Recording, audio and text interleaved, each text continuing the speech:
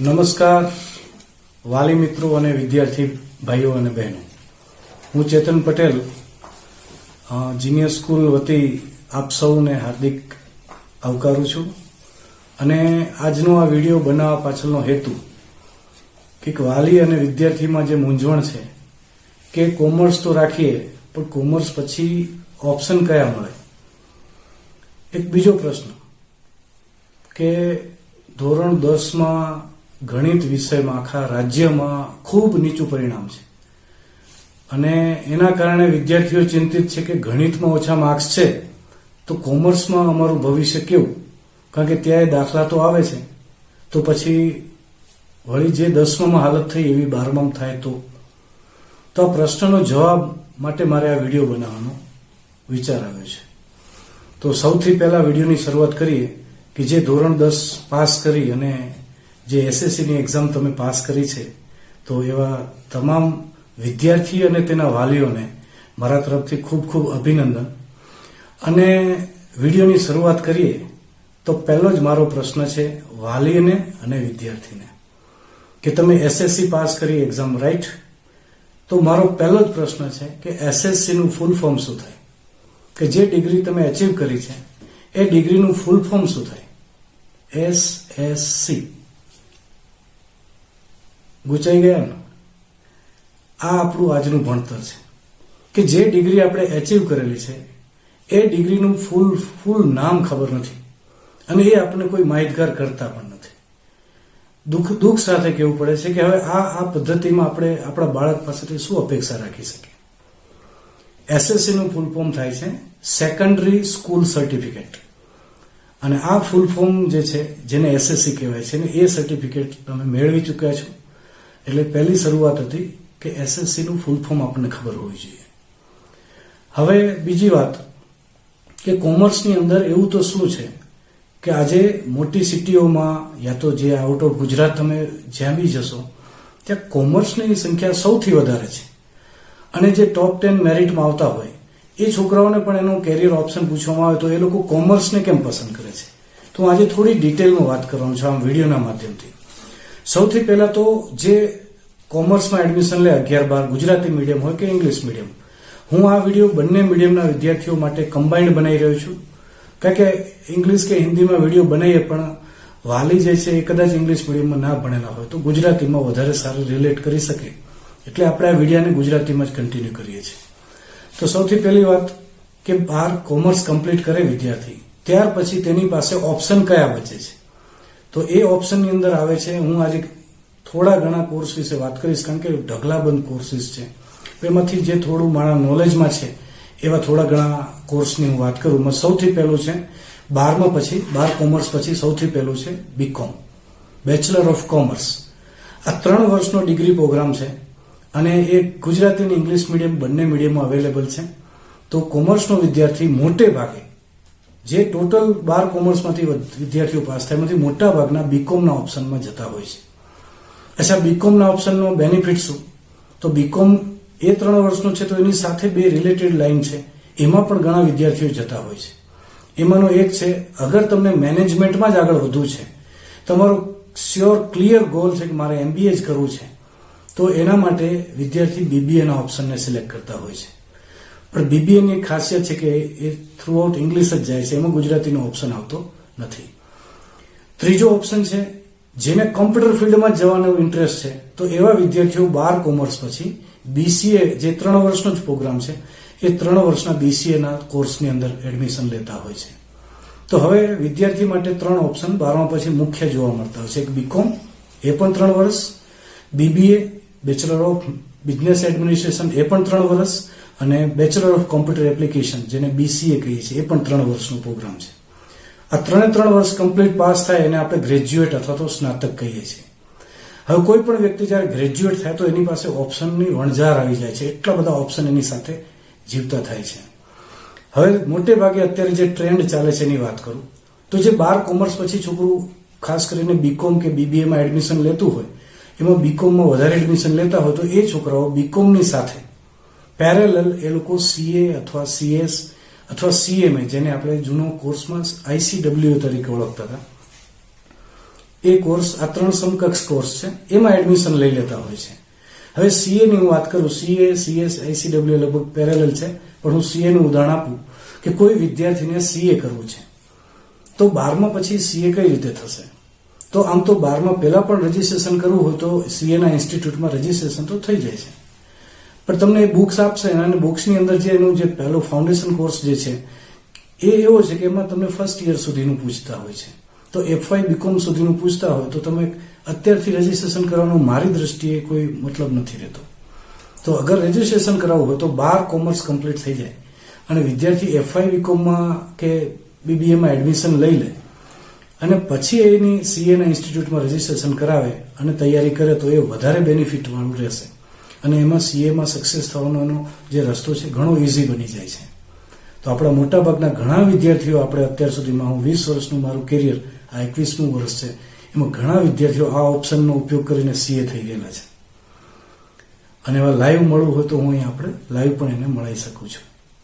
તો સીએનો ઓપ્શનમાં જતા પહેલા સીએમાં રજીસ્ટ્રેશન કરવાનું હોય છે અને એની ફર્સ્ટ એક્ઝામ પાસ થાય પછી એને આ જે કંઈ છે સીએ છે, સીએસ છે, સીએમ એનો કોર્સ જે છે, કોસ્ટ એન્ડ મેનેજમેન્ટ એકાઉન્ટ્સ જે છે, એ પણ એવો છે કે જ્યાં કોસ્ટ નીચી લાવવા માટેનું કામ આ વ્યક્તિઓના હાથમાં હોય છે અને ખાસ મોટી મોટી કંપનીઓ હોય ત્યાં એ લોકોએ ફરજિયાત સીએમ એને અપોઇન્ટ કરવા પડતા હોય છે.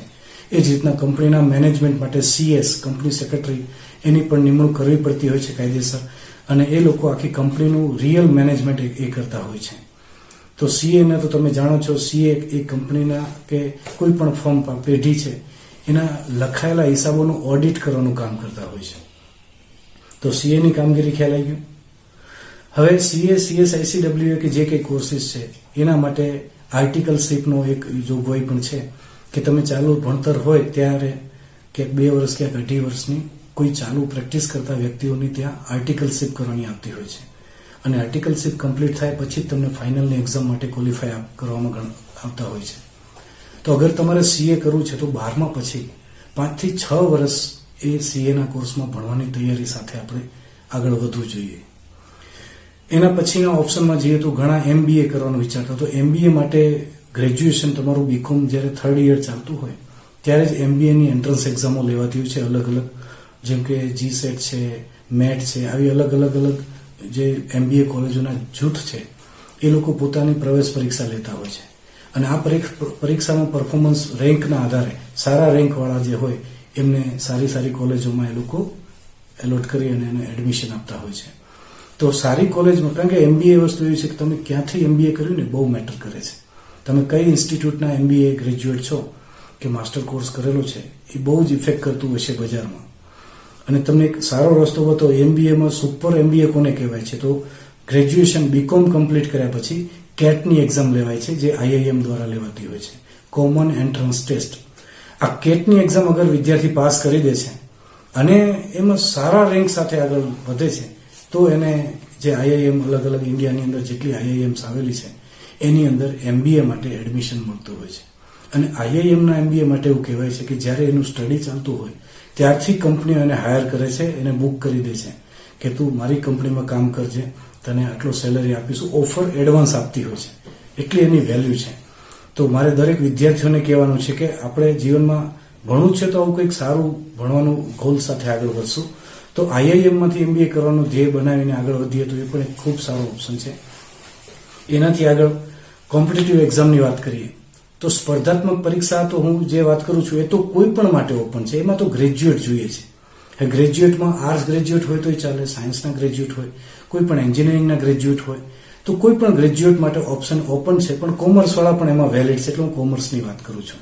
અગર કોઈ વ્યક્તિ BCom કે BBA કે કરીને ગ્રેજ્યુએશન પૂરું કરેલું છે તો એમના માટે GPSC, Gujarat public service commission, જેને ગુજરાત જાહેર સેવા આયોગ કહેવાય છે, એના થ્રુ ઘણી બધી જે બિન સચિવાલય લેવલની એક્ઝામ્સ, પછી જેને કહેવાય DYSPની એક્ઝામ, મામલતદાર, તાલુકા વિકાસ અધિકારી, આવા બહુ સારા ઓફિસરો માટેની ભરતી એ GPSCના થ્રુ અથવા તો ઇન્કમટેક્સ ઓફિસર સુધીની ભરતી GPSC થ્રુ થતી હોય છે.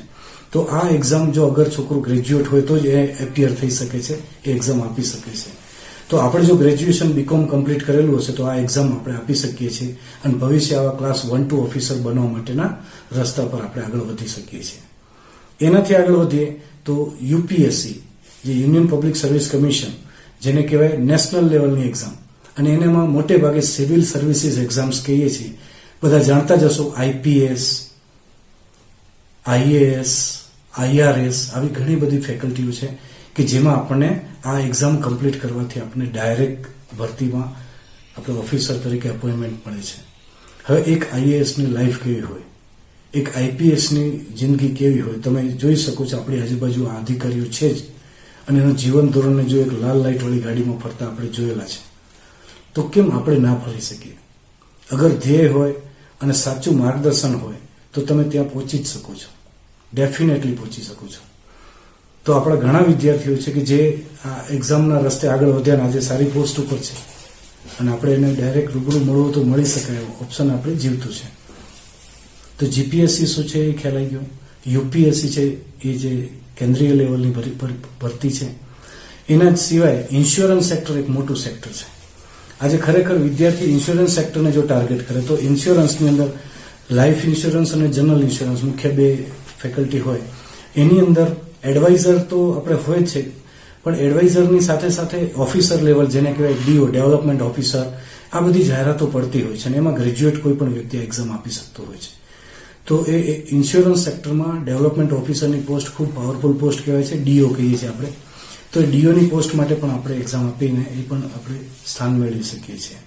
એનાથી આગળ બેન્કિંગ સેક્ટરમાં જઈએ તો બેન્કિંગ સેક્ટરની અંદર જઈએ તો બેન્કોની અંદર તમે જોયું હશે ક્લર્ક હોય છે, ઓફિસરો હોય છે. તો બંને પ્રકારની ભરતીમાં આપણે કોમર્સ જો ગ્રેજ્યુએશન કમ્પ્લીટ કરેલું હશે, જે ક્લર્ક લેવલની એક્ઝામ છે એ 12મું 12th પાસ માંગે છે, અને જે ઓફિસર પ્રોબેશનર ઓફિસર લેવલની જે ભરતી છે એની અંદર ફરજિયાત ગ્રેજ્યુએટ વિદ્યાર્થી હોય તે જ એ પરીક્ષા આપી શકે છે. અને જો એ આપણે એક્ઝામ કમ્પ્લીટ કરીએ છીએ તો આપણે કોઈ પણ બેંકની અંદર ક્લર્ક અથવા તો ઓફિસર લેવલ પર આપણે અપોઇન્ટ થઈ શકીએ છીએ.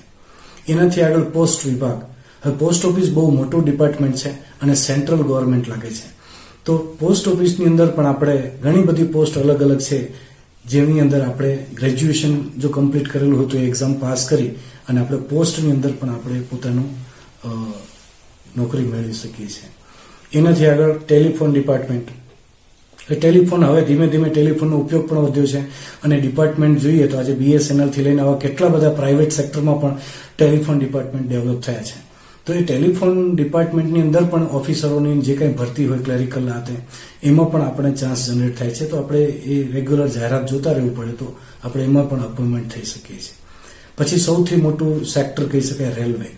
તો રેલવેની અંદર ભારતીય રેલ એ સૌથી મોટું રોજગારી આપતું એક યુનિટ છે કેન્દ્ર સરકારનું. તો રેલવેની અંદર પણ ઘણી બધી એવી પોસ્ટ શકીએ છીએ. તો એને રેલવેની ભરતીની બોર્ડ, રેલવે ભરતી બોર્ડ છે, એની તારીખો ડે ટુ ડેટ જોઈ અને એને લાગતી એક્ઝામ આપણે આપીએ તો આપણે એમાં રેલવેની અંદર પણ આપણે સારી પોસ્ટ ઉપર, જેમાં ટીસીથી લઈને ઘણી બધી પાવરફુલ ઓફિસર પોસ્ટ છે, એમાં પણ જઈ શકીએ છીએ. એનાથી આગળ સચિવાલયમાં ક્લાર્ક, પછી એ રીતના સચિવાલયની પણ ઘણી જાહેરાતો પડતી હોય છે, એમાં પણ ગ્રેજ્યુએટ હોય એ લોકો આ એક્ઝામ આપી શકતા હોય છે. અને એના એ દિશામાં પણ આપણે આગળ વધીએ તો સચિવાલયમાં આપણને ક્લર્ક તરીકે પોસ્ટ મળી જાય છે. પોલીસ વિભાગમાં કદાચ કોઈને જવામાં રસ હોય તો પોલીસની અંદર મુખ્ય બે કેટેગરી આપણે જોવા મળતી હોય છે, કોન્સ્ટેબલ અને બીજી છે PSI, આપણે નામ સાંભળ્યું પોલીસ સબ ઇન્સ્પેક્ટર. તો પોલીસ સબ ઇન્સ્પેક્ટર બનવું હોય તો એમાં ગ્રેજ્યુએશન ફરજિયાત છે. તો ગ્રેજ્યુએશન કમ્પ્લીટ હોય એ જ PSIની એક્ઝામ આપી શકે છે. એમાં લેખિત હોય છે, શારીરિક ક્ષમતા કસોટી આવે છે, અને પછી ફાઇનલ સિલેક્શન, ઇન્ટરવ્યૂ વગેરે આખા એ સિસ્ટમેટિક એક્ઝામ લેવાતી હોય છે. સેમ ટુ સેમ કોન્સ્ટેબલમાં પણ એવું છે. તો પણ કોન્સ્ટેબલમાં 12th પાસ માગે છે. એનાથી આગળ સ્ટેટિસ્ટિકલ ઓફિસર. આ એક કોમર્સ માટે રિઝર્વ કહેવી શકાય, કારણ કે અમુક એવી પોસ્ટ છે કે એમાં કોમર્સવાળા જ એપોઇન્ટમેન્ટ એ એક્ઝામ એપિયર થઈ શકે છે. તો સ્ટેટિસ્ટિકલ ઓફિસર, આંકડાશાસ્ત્રી અધિકારી તરીકે એ જાહેરાત બહાર પડે છે, અને એમાં મોટે ભાગે કોમર્સવાળાનો જ કોર્સ હોય છે. એટલે એમાં કોમર્સવાળા સિવાય બીજા કોઈ ફેકલ્ટીવાળા આવે તો એને જોઈએ એવી સક્સેસ નથી મળતી. પણ કોમર્સ ભણેલો હોય, બેકગ્રાઉન્ડ જેનું કોમર્સનું છે, એ આ લાઈનમાં ખૂબ સારું સક્સેસ મેળવી શકે છે, અને એના પગાર ધોરણ પણ ખૂબ સારા હોય છે. કોમર્સવાળાને એકદમ સુટેબલ થતું હોય તો બીકોમ પછી એક લોનું સેક્ટર, જે લો એટલે કાયદો, કાયદા વિભાગમાં કોમર્સ વાળાને ખૂબ અનુકૂળતા રહે છે, કારણ કે એનું ભણતર ગ્રેજ્યુએશન દરમિયાન એવું હોય છે, કાયદાનું ભણતર એને સબ્જેક્ટમાં આવતું હોય છે બીકોમમાં, તો એ અને 11મા 12માં પણ કાયદાનો થોડો ઘણો ટોપિક આવતો હોય છે. તો જો લોના ફિલ્ડમાં એ વિદ્યાર્થી બીકોમ પછી આગળ વધે છે તો લોની અંદર સૌથી પહેલી વાત કે જો 3 વર્ષ લોના કમ્પ્લીટ કરે છે, LLB કમ્પ્લીટ કરે તો LLB સ્પેશિયલ કહેવાય, અને LLB સ્પેશિયલ જેને કમ્પ્લીટ કરેલું હોય અને પેલી સનદની એક્ઝામ જો પાસ કરે છે તો એ વકીલ તરીકે ઓલ ઇન્ડિયામાં બાર કાઉન્સિલ તરફથી એને કાર્ડ અને સર્ટિફિકેટ આપવામાં આવે છે, જેના આધારે ઓલ ઇન્ડિયાની કોઈ પણ કોર્ટમાં એ વકીલ તરીકે પ્રેક્ટિસ કરી શકે છે. એનાથી આગળ અગર એનામાં કેલિબર છે અને જો સરકારી વકીલની એક્ઝામ, જો પબ્લિક પ્રોસિક્યુટર કહેવાય, એ એક્ઝામ જો એ કમ્પ્લીટ કરે છે આફ્ટર 3rd LLB, તો એ સરકારી વકીલ તરીકે પણ એ એક સરકારી જોબ પણ મેળવી શકે છે લોના બેઝ ઉપર. બીજું, મોટી મોટી કંપનીઓ છે કે જે સેક્ટર છે, ઘણી બધી ડિપાર્ટમેન્ટ છે કે જ્યાં લીગલ એડવાઇઝરની પોસ્ટ હોય છે, તો જે લોકો લોની LLBની એક્ઝામ કમ્પ્લીટ કરી ચૂક્યા છે એ લોકો માટે બહુ મોટો સ્કોપ છે કે લીગલ એડવાઇઝર તરીકે એ આ દરેક સેક્ટરમાં પોતાનું સ્થાન જમાવી શકે છે. અચ્છા, એની અંદર હજી આગળ જુઓ તો LLM, તો LLM એટલે માસ્ટર ડિગ્રી કહેવાય લોની, તો માસ્ટર ઓફ લોઝ.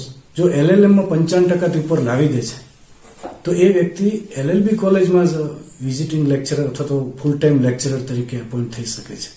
હા, એમાં કન્ડિશન છે કે લોની અંદર 55% કે ઉપર, અને જો તમે અનામત કેટેગરીમાં છો તો 50% ઉપર છે તો તમે એની નેટ અથવા સ્લેટની એક્ઝામ કહેવાય લેક્ચરર માટે eligibility, national level eligibility test, નેટની એક્ઝામ ક્લિયર કરો છો તો તમે ઓલ ઇન્ડિયા લેવલે લેક્ચરર માટે ક્વોલિફાય થાવ છો, અને સ્લેટની એક્ઝામ કમ્પ્લીટ કરો છો તો સ્ટેટ લેવલ એલિજિબિલિટી ટેસ્ટ, તો જે રાજ્ય લેવલે તમે કોઈ પણ લો કોલેજમાં એક વ્યાખ્યાતા તરીકે સિલેક્ટ થઈ શકો છો. બીજું, તમે 3rd LLB કમ્પ્લીટ કરેલું હોય, જો લોનું તમે 3 વર્ષની ડિગ્રી કમ્પ્લીટ કરેલી હોય તો તમે જજ માટેની એક્ઝામ જે છે, જે જ્યુડિશિયલ મેજિસ્ટ્રેટ તરીકેની જે પોસ્ટ જે છે એના માટે તમે ડાયરેક્ટ એક્ઝામ આપી શકો છો, અને જજ બનવાનો પણ ઓપ્શન તમારા માટે ઓપન થાય છે. તો ખરેખર કોમર્સના વિદ્યાર્થીઓ માટે એક જજની, મારા ઘણા મિત્રો છે કે જે મારી સાથે LLB કમ્પ્લીટ કરેલું અને આજે જજની પોસ્ટ ઉપર છે, કારણ કે એ લોકો એક્ઝામ, એનું ફોકસ એ હતું જજનું, એટલે એ જજ તરફ ગયા છે અને ખૂબ સારું કામ કરી રહ્યા છે. એનાથી આગળ BA, અગર ટીચિંગ લાઇનમાં આવવાનો ઇન્ટરેસ્ટ હોય, ભણાવવા માટે, તમે આખી જિંદગી વિદ્યાર્થીઓ વચ્ચે રહેવાનો શોખ હોય તો તમારે આ ભણાવવાના ફિલ્ડમાં, જે કહેવાય કે 12મા પછી પહેલાં PTC થતું, હવે એનું નામ ડિપ્લોમા ઇન એજ્યુકેશન થઈ ગયું છે, તો એ PTCની જગ્યાએ નામ ચેન્જ કર્યું છે, તો એમાં એડમિશન લઈને તમે પ્રાઇમરી સ્કૂલની અંદર તમે ટીચર તરીકે ક્વોલિફાય થઈ શકો છો. પણ હવે એની સાથે ટાટ અને ટેટની એક્ઝામ એડ કરી દીધી છે, તો એ એક્ઝામ કમ્પ્લીટ કરો અને મેરિટમાં આવી જાઓ તો તમને એ ટીચર, પ્રાઇમરી ટીચર બનવાનો ચાન્સ જનરેટ થાય છે. એનાથી આગળ તમને હાઈસ્કૂલમાં કે ઉચ્ચતર માધ્યમિકમાં જવું હોય તો એના માટે તમારે સૌથી પહેલાં MCOM કમ્પ્લીટ કરવું પડશે. MCOM કમ્પ્લીટ કર્યા બાદ BEdનો કોર્સ છે 2 વર્ષનો, એ BEd બેચલર ઓફ એજ્યુકેશનની ડિગ્રી લેવી પડશે. તો MCOM BEd થઈ જાઓ તો તમારો ચાન્સ છે તમે 11th 12thની અંદર અકાઉન્ટ્સ યા કોમર્સના કોઈ પણ સબ્જેક્ટ ભણાવી શકો છો. અચ્છા, ભાષાના વિષય હોય એ લોકો તો ખાલી ગ્રેજ્યુએશનના બેઝ ઉપર પણ BEd કરે તો ભાષાનો વિષય 8, 9, 10માં ભણાઈ શકે છે, પણ કોમર્સવાળાને 11, 12 સિવાય કોઈ વિષય આવતા નથી, એટલે એને MCOM BEd કરવું જરૂરી છે. અચ્છા, એનાથી આગળ MCOM BEd કર્યા પછી ટેટ એ તો ખરું જ, પાછું એ એક્ઝામ તો આપવી જ પડે છે. પછી કોલેજની અંદર પ્રોફેસર થવું હોય, જેમ કોઈને ઈચ્છા છે કે મારે કોમર્સ કોલેજમાં વ્યાખ્યાતા થવું છે, પ્રોફેસર બનવું છે, તો એને માસ્ટર ડિગ્રીમાં 55%થી વધારે માર્ક્સ લાવવા પડશે, અને અનામત કેટેગરી હશે તો 50%.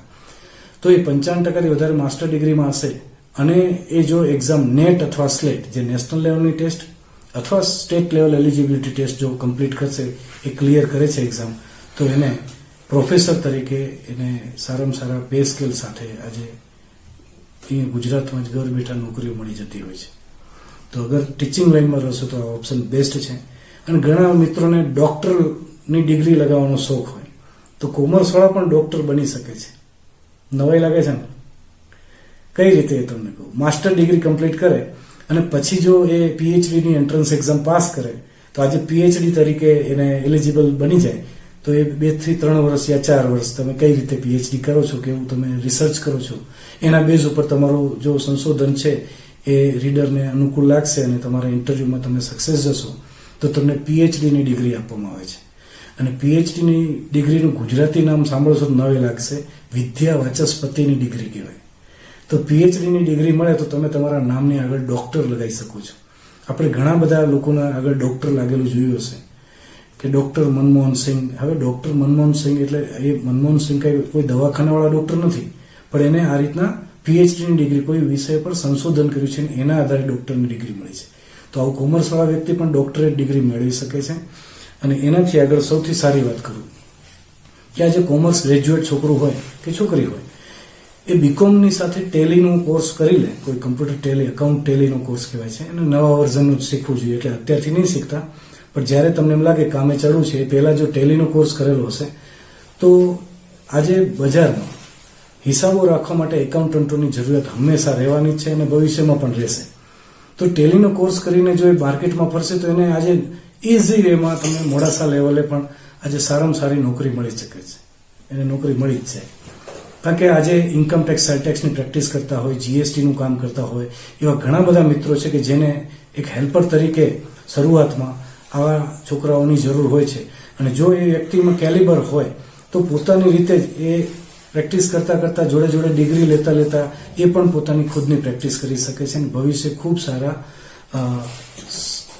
સ્થાન સાથે, ખૂબ સારી ઇન્કમ સાથે એ બજારમાં પોતાનું સ્થાન જમાવી શકે છે. હવે આ થોડા ઘણા કોર્સ વિશે મેં તમને માહિતી આપી છે. આના સિવાય પણ હજી ઘણું બધું વાઇડ સ્કોપ છે એમ કહી શકાય કોમર્સના વિદ્યાર્થી માટે, પણ મારા ધ્યાનમાં હતા એ થોડા ઘણા કોર્સ વિશે મેં તમને વાત કરી છે. તો વિદ્યાર્થી મિત્રો, અગર તમે કોમર્સમાં આવો છો તો આ બધું તમારા માટે છે. આ બધામાંથી તમારે હવે નક્કી કરવાનું છે કે મારે કઈ દિશામાં જવું છે. તમને સીએ બનવું છે, તમને એમબીએ કરવું છે, તમને ઓફિસર ક્લાસ 1 to ઓફિસર બનવું છે, તમારે ઇન્સ્યોરન્સ સેક્ટરમાં જવું છે, બેન્કિંગમાં જવું છે, કે પછી ટીચિંગ લાઇનમાં જવું છે, કે ચોઈસ તમારી છે. તો કોમર્સ રાખો છો તો તમારા માટે આ બધા ઓપ્શન ખુલ્લા છે. હવે તમારે નક્કી કરવાનું છે કે તમારે વકીલ બનવું છે, શિક્ષક બનવું છે, સીએ બનવું છે, એ તમારે ડિસાઈડ કરવાનું છે. એટલે કોઈ પણ જાતના ગણિતના માર્ક્સ જોઈને ગભરાવાની જરૂર નથી. ગણિતમાં ગમે તેટલી સ્ટાર ફૂંદડીઓ આપી હોય ને તો બી એ જો પ્રોપર મિશન સાથે જો કોમર્સમાં એ શરૂઆત કરે છે તો મેં એવા ઘણા વિદ્યાર્થીઓ જોયા છે જેનું 10મામાં રિઝલ્ટ કાંઈ નહોતું, પણ 12મામાં એ લોકોના રિઝલ્ટમાં એટલું ઇમ્પ્રુવમેન્ટ છે કે ખરેખર એને કહેવાય ને કે છેક 90% આસપાસ ટકાવારી પહોંચી છે. પ્લસ આજે એ જ છોકરાઓ જેને 10મામાં સ્ટાર હતા, ફૂંદડી હતી, આજે સીએ થઈ ગયા છે. નવાઈ લાગે છે આ એ જ છોકરું છે જેને 10મામાં લોકોએ રિજેક્ટ કર્યું હતું, આજે 12મામાં ખીલી ઉઠ્યું છે. આજે એમાંથી ઘણા પ્રોફેસર છે, ઘણા આજે સારી પોસ્ટ ઉપર અપોઇન્ટ થઈને બેઠા છે, ઓફિસર બની ગયા છે. તો વિદ્યાર્થી, આમાં તમે પણ હોઈ શકો છો. એટલે ગણિતના માર્ક્સને હવે જે હતા એ ત્યાં સળગાવી દો. હવે પૂરું થયું ચેપ્ટર, આપણે 11માં આવી ગયા છીએ. તો હવે શું નવું વોટ એના પર ફોકસ કરી એક જીવનનું ધ્યેય નક્કી કરો. આજે મેં તમને વિકલ્પો આપ્યા છે, એમાંથી તમારે કયા વિકલ્પમાં જવું છે એ થોડું પાક્કો નિર્ધાર કરો અને કોમર્સમાં એન્ટ્રી કરો તો તમને ખરેખર સક્સેસ મળશે. તો તમને બધાને ખૂબ ઉજ્જવળ ભવિષ્યની અપેક્ષાઓ સાથે હું મારી વાતને અહીં કમ્પ્લીટ કરું છું. મને ખૂબ શાંતિથી સાંભળ્યો એ બદલ આપ સર્વેનો આભાર અને જીનિયસ સ્કૂલ વતી ચેતનભાઈના નમસ્કાર. Thank you.